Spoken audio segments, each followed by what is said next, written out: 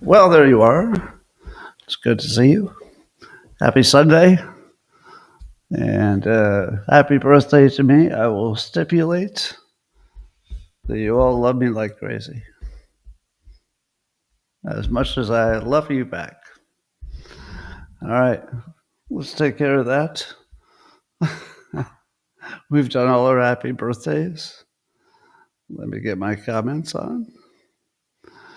It's kind of a non eventful birthday, I would say, relatively speaking. I mean, it's not like there aren't events, but you know what I mean. So last night was my stepdaughter's wedding reception, which was just a big party at the house. And oh my God, that was a lot of action. For somebody like me, way too much stimulation. But they all had a great time. We'll see if I can stay awake. There was only about 2 hours between the end of the party and me waking up to do this. So my stepdaughter was still up from the night before when I got up to do the show. So that tells you how much fun they had. All right. Good morning, everybody, and welcome to the highlight of human civilization. It's called Coffee with Scott Adams, and you've never had a better time. But if you'd like to take this experience up to levels that nobody can even understand with their tiny, shiny human brains, all you need for that is a cup or a mug or a glass, a tankard, chalice or stein, a canteen, jug or flask, a vessel of any kind. Fill it with your favorite liquid. I like coffee. And join me now for the unparalleled pleasure of the dopamine at the end of the day, the thing that makes everything better. It's called the simultaneous sip. And it's going to happen now. Go.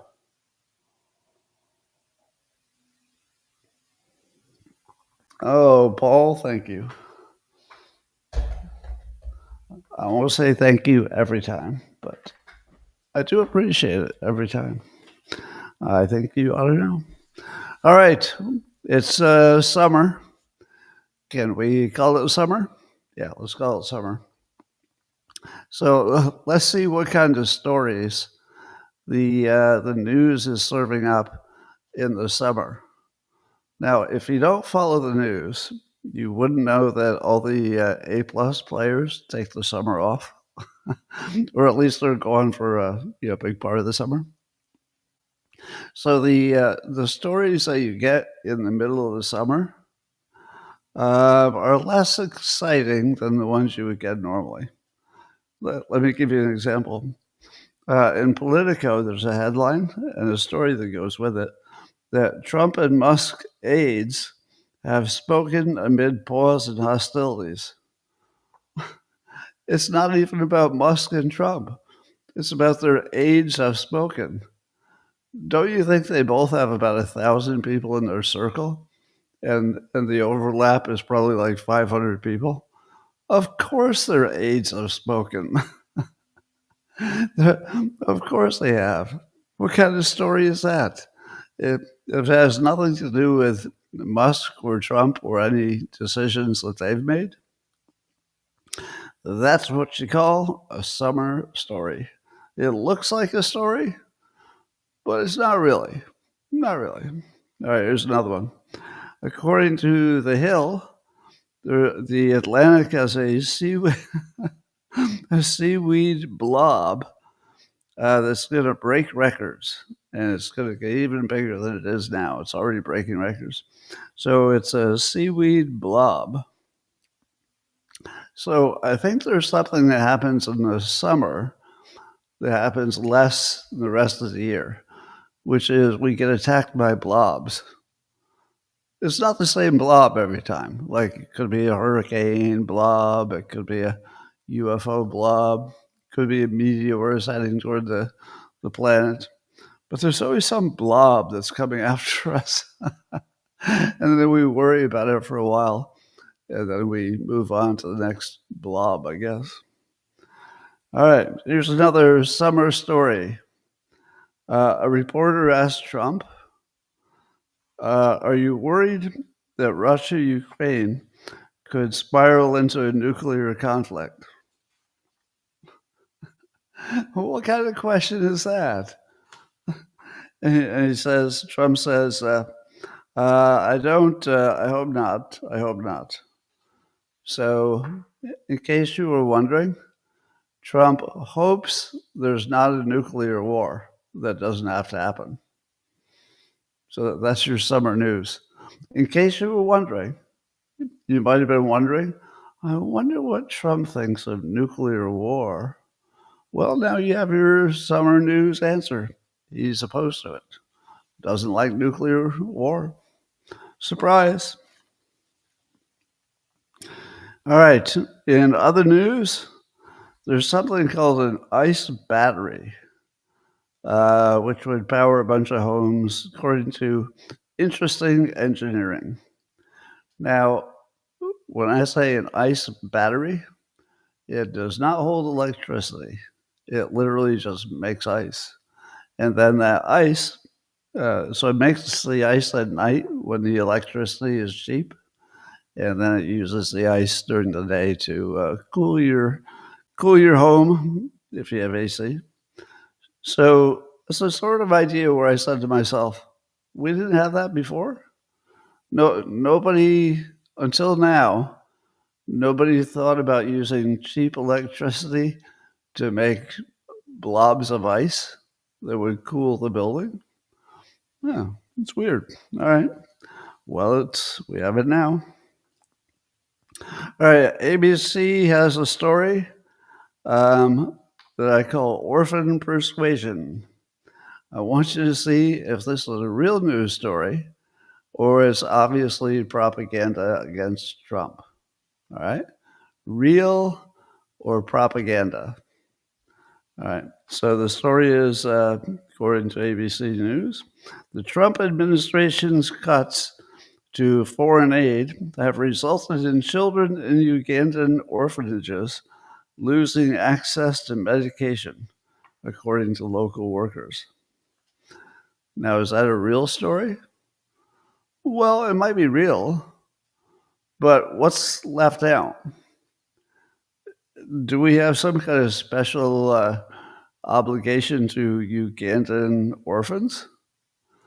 Because it seems to me if you looked all over the world, you would find suffering people that were doing even worse than the Ugandan orphans. Do we owe all of them medication? You know, you cannot evaluate whether this is a horrible thing or a good thing unless you know the context. Is it, did they cut 1% from their total charity budget? I don't know. All I know from ABC is these poor Ugandan orphans are not going to get their medication. Now that, ladies and gentlemen, is pure propaganda. Because did they really need to find an orphanage? Really? They couldn't find people who were just sort of suffering because the aid had been cut. They have to find a Ugandan orphanage? No, I feel sorry for the orphanage if they lost something that they need. But we kind of need to know, is the U.S. supposed to pay for everybody's medication everywhere? At what point can we draw the line and say, it's a cruel, tough world, but we can't buy everybody's medication? Yeah, I don't know. Well, Trump has warned Musk, allegedly, that there will be serious consequences if he funds Democratic candidates, according to Just the News. Now, that's something that Musk has threatened. I think at the moment, that's probably off, although he might target some specific people for specific things. I suppose that's possible. But at the moment, it's off. So I don't think that's going to be a thing. All right. You want to have some fun? I'm going to give you a question that you can use at your next family or barbecue get together. It's going to be the most provocative, messed up question, but it will sound completely innocent. All right? The question would be this: hypothetically, could Elon Musk and his tech bros rig an American election for their own benefit as oligarchs and not be caught? Just think about that question. Imagine asking that question of your most Democrat friend who hates Elon Musk. And you say, do you think he and his tech geniuses could throw an election?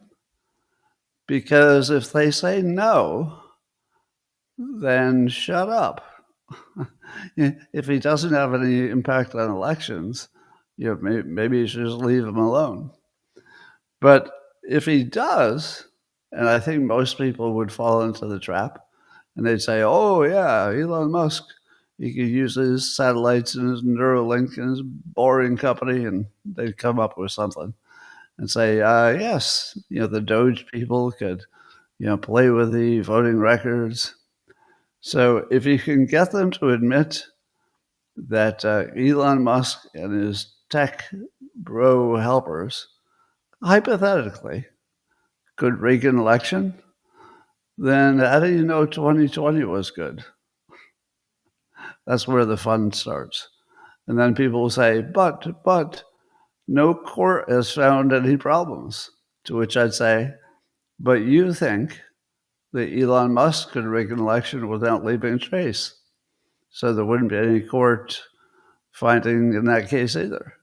But that's where the cognitive dissonance will kick in. If you can get that far, they will change the subject, tell you they have to use the restroom, or have some kind of weird cognitive dissonance. Because once they've admitted that somebody could rig an election if they had the right kind of technical know-how and money, it kind of opens the door that there's more than one person who can do it.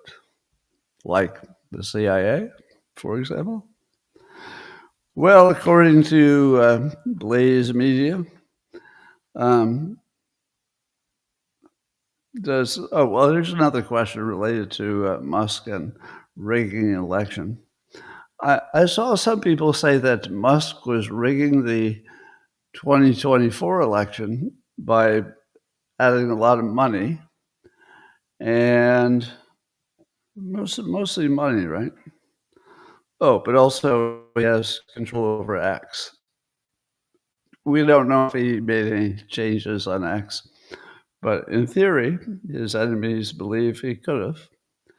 So here's my question.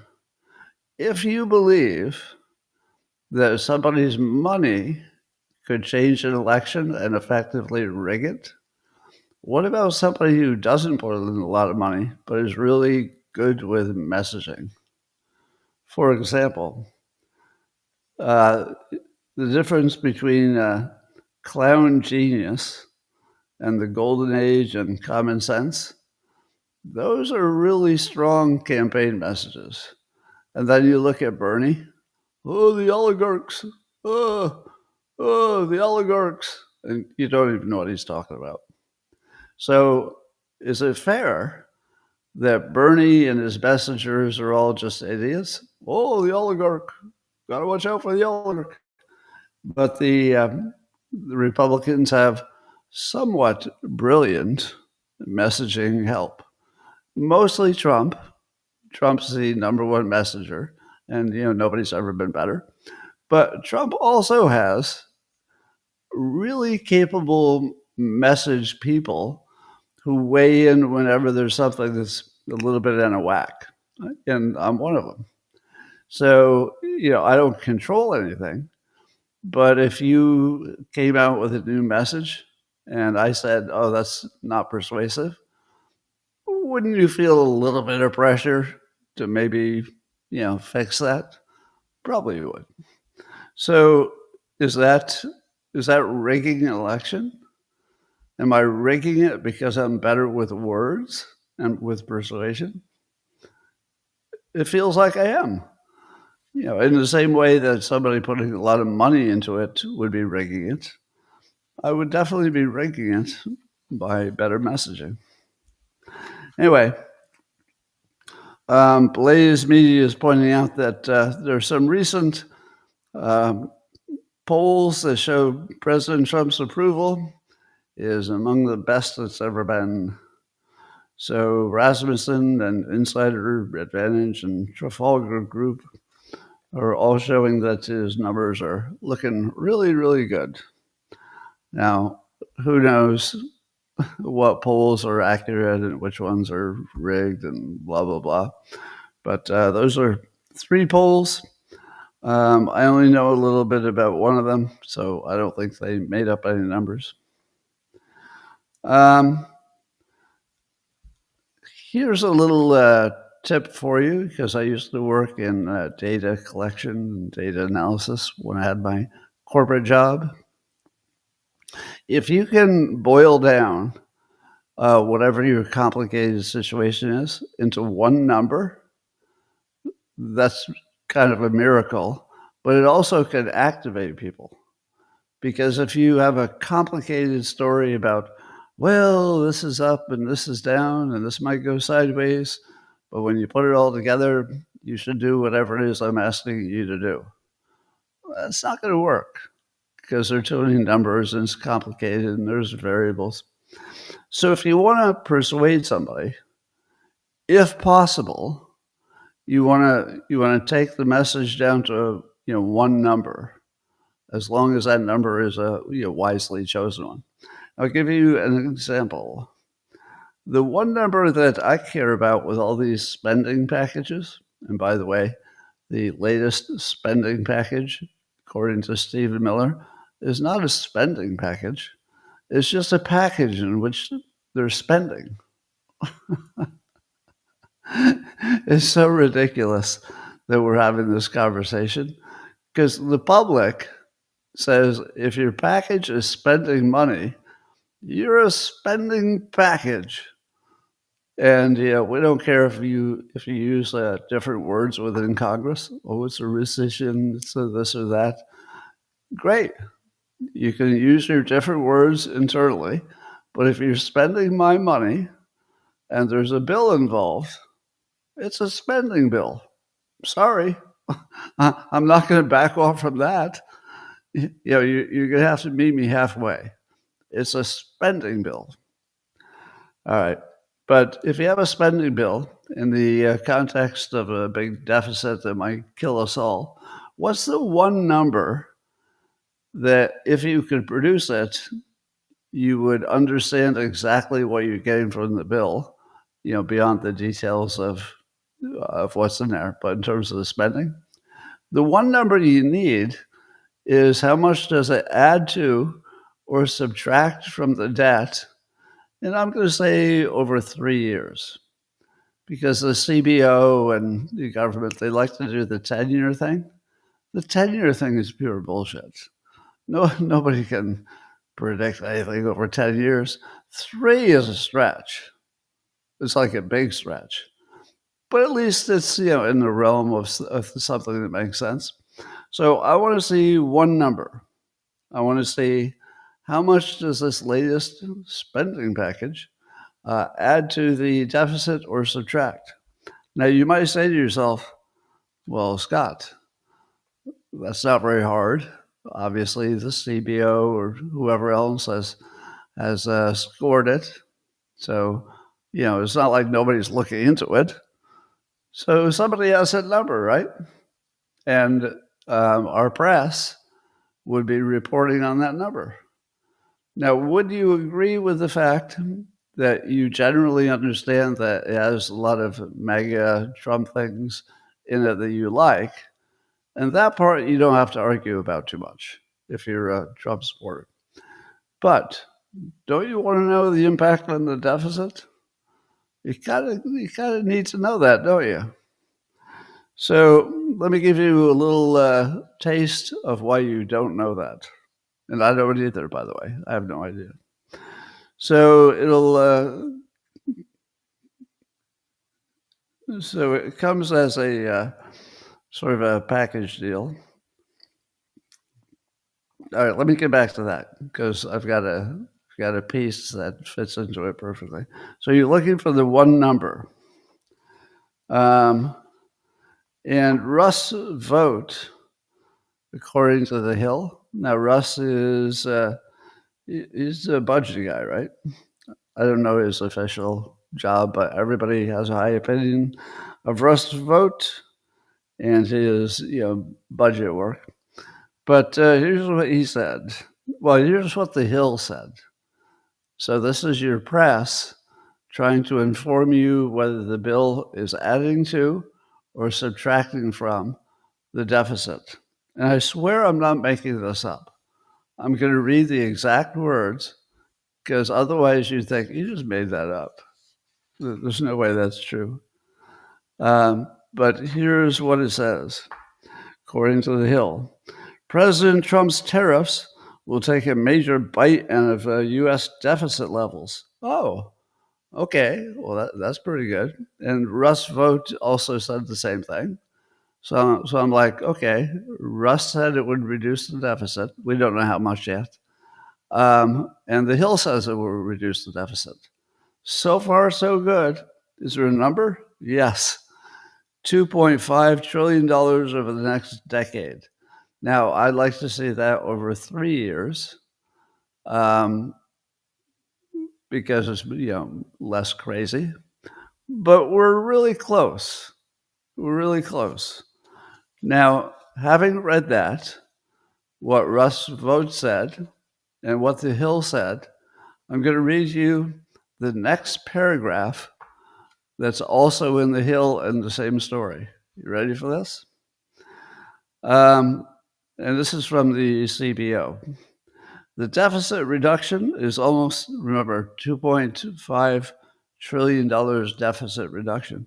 It says the deficit reduction is almost exactly the same size as the deficit addition.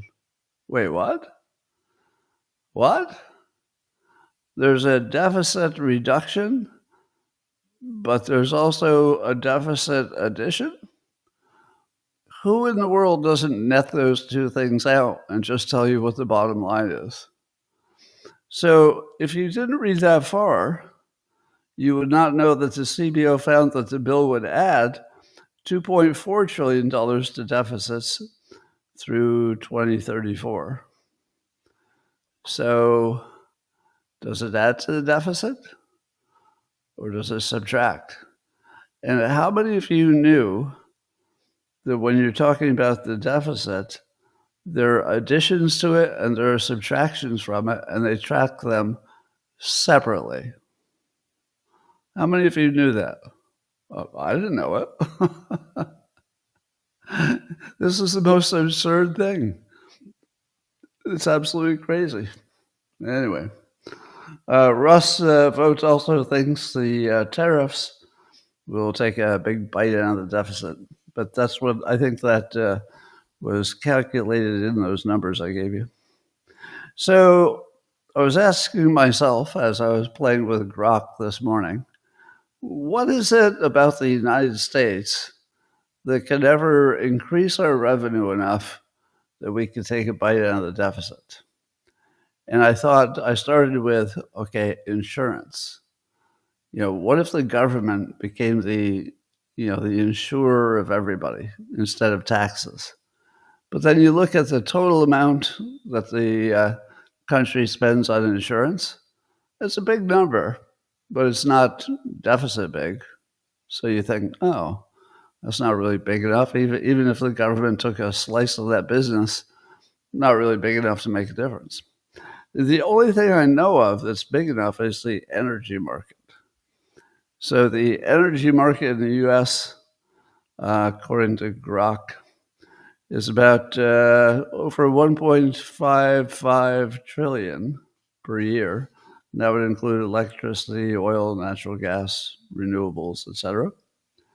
Now, I don't have an idea of how to use the fact that that's a gigantic market to reduce our deficit, but there's only one thing that's gigantic besides the deficit, And you're not going to be able to take care of the deficit with something small. You're going to need something gigantic. So I feel like there's some kind of pressure in the world mounting that the energy market, if we could somehow really get a hold of that, maybe sell it to other countries who want to run their own AI, that if we got some kind of government, I don't know, partnership, we might be able to make just a shit ton of money and maybe take a debt. But anything short of the energy market is just not really big enough. You could look at cutting things, like social services, but nobody's going to say yes to that. So if you were going to try some, clever workaround that wasn't about cutting, the energy market's the only one. Now, I wouldn't just tax it because that would be, bad for business. But I'll bet there is some way to monetize it, either the nuclear stuff or geothermal or something, so that we're, don't you think we could prop up a government / private industry that made $100 billion a year in energy profits? Probably. Again, that wouldn't be nearly enough, but maybe you could grow it from there. Well, the Proud Boys have a lawsuit related to their arrest on January 6th, what is called the Capitol riot by some people. And they're claiming a wrongful prosecution. And that's sparking debates, of course, about the fact that they got pardoned. I'll bet they have a case. Without knowing anything about their case, I'll bet they do. Because the Proud Boys are not idiots. So they're not just going to start some lawsuit that's ridiculous. I've got a feeling the Proud Boys might have the last laugh here. So we'll see. Rahm Emanuel, Democrat. I was looking at his messaging skills. All right, so here's an example. He was talking to White House Bureau Chief Dasha Burns. And, I think he was asked, what should Democrats do differently? What they're all being asked. And he said, Democrats should, quote, stop talking about bathrooms and locker rooms and start talking about the classroom. All right, is that good? Do you think that's good persuasion? No, it's not good persuasion. It's just sort of a rhymey, kind of catchy thing. It's not going to make you act in any specific different way. And this is what I see, Cory Booker and, a lot of the Democrats do. You could probably come up with like 10 different Democrats who come up with rhymes. So they're thinking, all right, we're getting our ass kicked on this policy stuff. What should we do? Well, have we tried rhyming? Or have we tried being clever with words? Oh, no, we don't need the bathrooms or the locker rooms. We need to talk about the classrooms. That is so weak and empty that you can't imagine Trump ever saying it, can you? Have you ever heard Trump say something as lame as bathrooms and locker rooms, but we should be talking about classrooms? He's never said anything that lame in his entire life. So what Trump knows is that what makes these things, powerful, his messaging, is if he's provocative. So where Rahm is going for a clever wordplay, like an LLM, AI, Trump goes for the jugular.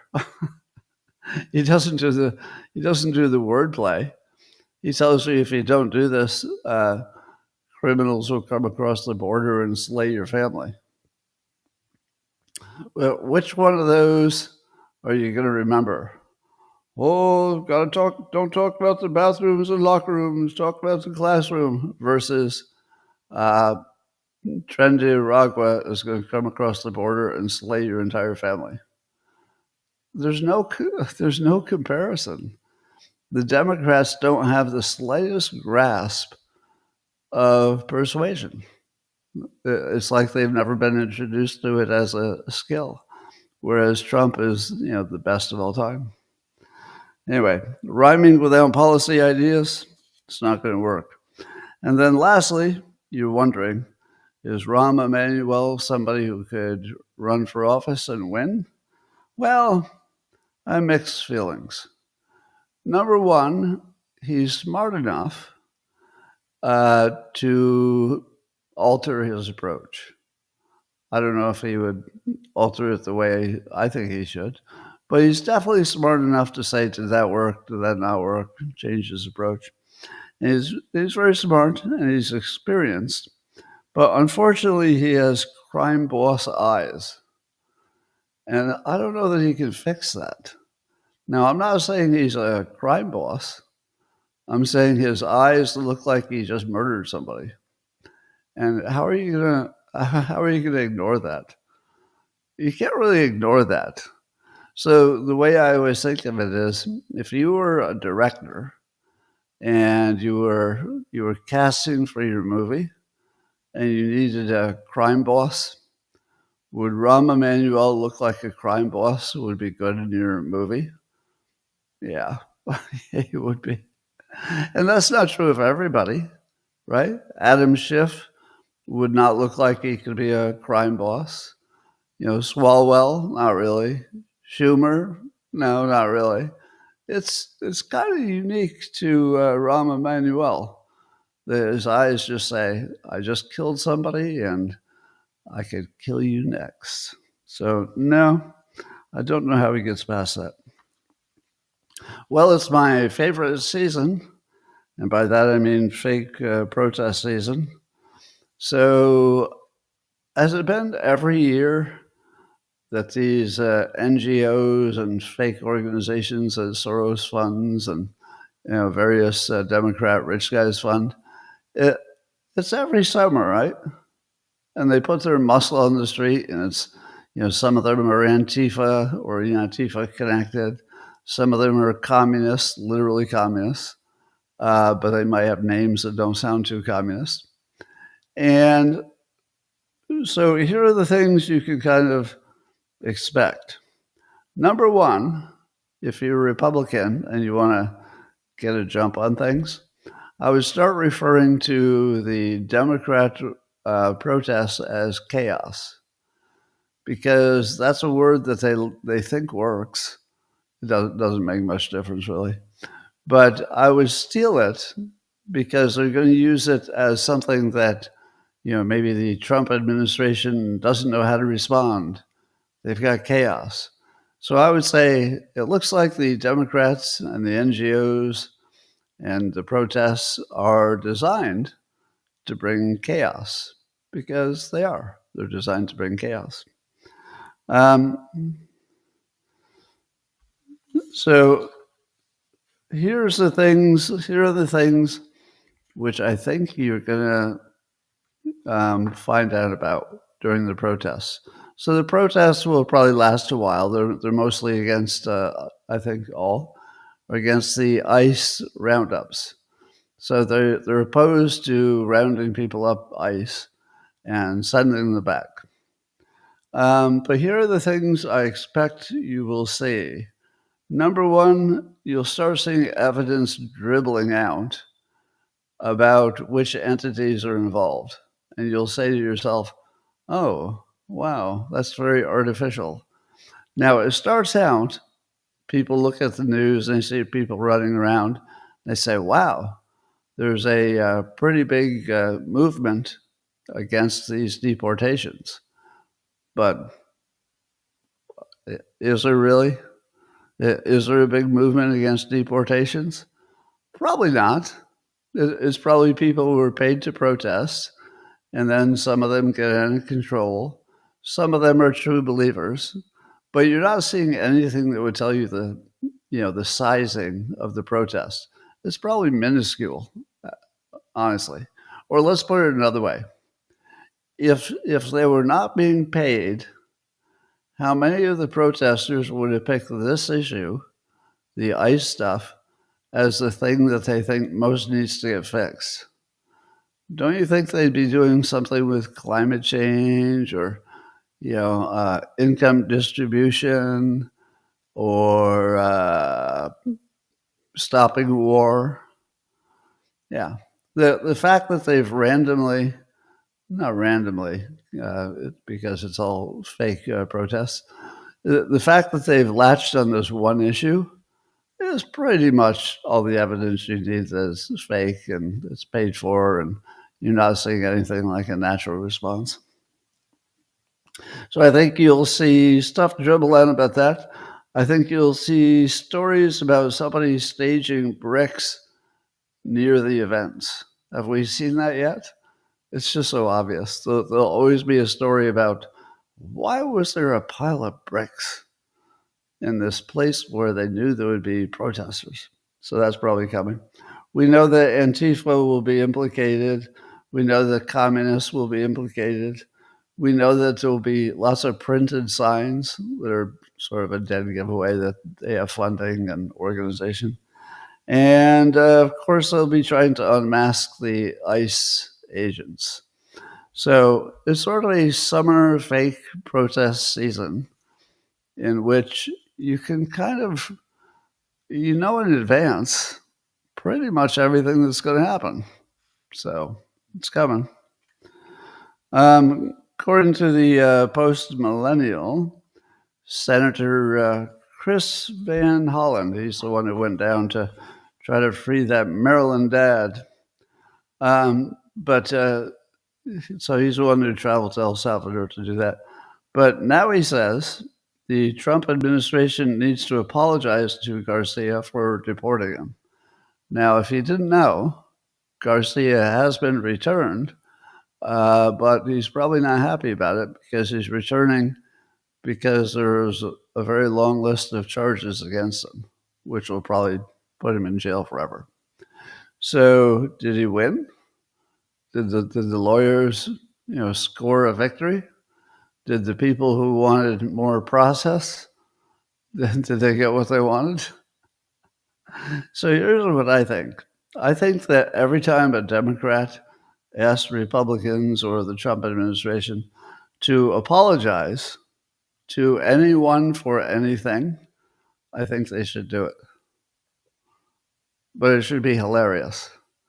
It should all be wife apologies, the kind where the husband does the apology, but if you were listening to it, you would know for sure that it was insincere. I don't think anything could be funnier than Republicans agreeing to always apologize. Yes, I apologize for letting them in the country as long as we did. All right, I think there's probably always a funny solution to all this. Meanwhile, according to the Defense Post, the U.S. is unveiling a new project where they give you a $20 million prize for developing the best fast-track drone innovation. So next generation of drones. So does that tell you that anybody in their garage can make a drone? I'm kind of wondering, have we reached a point where the hardware pretty much does everything you want it to do, but the only thing that's different is the software? Because then if it's the software, then it would allow lots of people to compete for the better drone because the software would be easy.